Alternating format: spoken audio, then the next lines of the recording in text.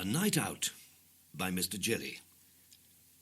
Hello, my name is Mr. Jelly, and I'm not very brave. In fact, I'm afraid of everything and anything you can think of, and a few more things besides.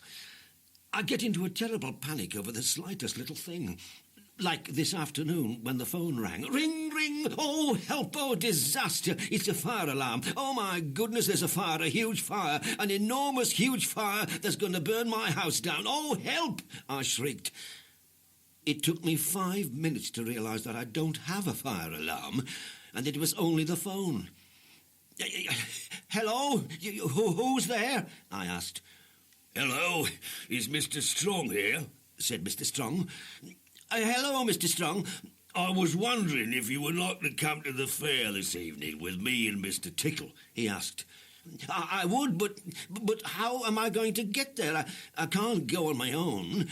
Don't worry, said Mr. Strong. We'll come and collect you at 6 o'clock. See you later.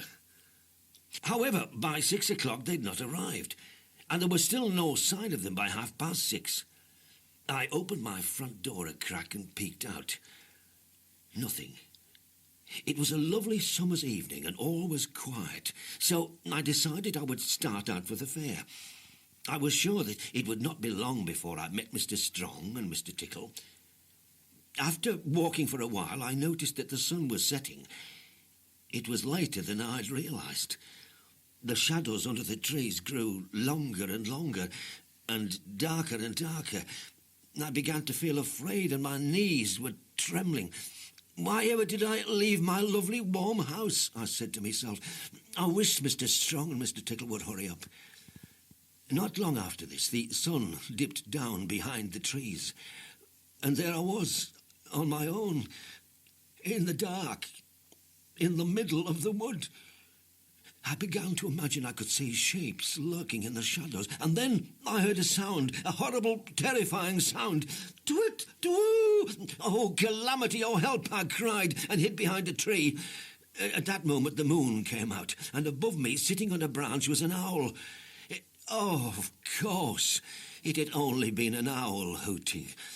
I breathed a sigh of relief, and set off down the path again.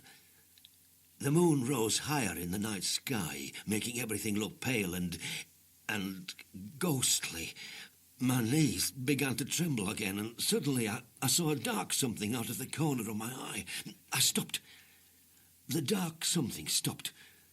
I did not dare turn around to see what it was. I took a step, and then another. The whatever it was behind me followed. I walked faster. The whatever it was behind me followed faster. No, disaster! Oh, great heavens, I shrieked. It's an ogre! A huge man-eating ogre! A huge man-eating ogre who was going to gobble me up. And with this I ran for my life. But as fast as I ran, the whatever it was behind me ran just as fast. And then I ran into something, and it picked me up. Oh, help! It's got me, and it's going to... No, said a voice. What's all this fuss about? It was Mr. Strong. Oh, Mr. Strong, please help me. There's a horrible something chasing me. I can't see anything, said Mr. Strong, and he put me back down on the ground. There it is again, I cried, and leapt into Mr. Strong's arms. Mr. Strong laughed. Why, you silly Billy, it's only your shadow, he said, and put me down again. And of course he was right. There, on the ground behind me, was my shadow. I felt rather foolish. Never mind, said Mr. Strong. Let's go to the fun fair. Mr. Tickle is waiting at the edge of the wood. But now Mr. Strong was with me, I felt a lot braver. Shortly, we came to the edge of the wood. Suddenly, two long arms wound themselves around me. Oh, calamity! Oh, disaster! It's an octopus! An enormous octopus with long tentacles! An enormous octopus with long tentacles, and is going to squeeze me to death! I cried in terror. Then the enormous octopus with long tentacles tickled me.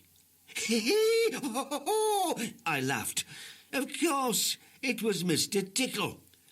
My, you really are a nervous fellow, said Mr. Strong. We soon reached the fun fair. There was a big wheel and a carousel and all sorts of exciting rides, all of which looked much too scary for me. How about some candy floss? Said Mr. Strong. This sounded more like my sort of fun.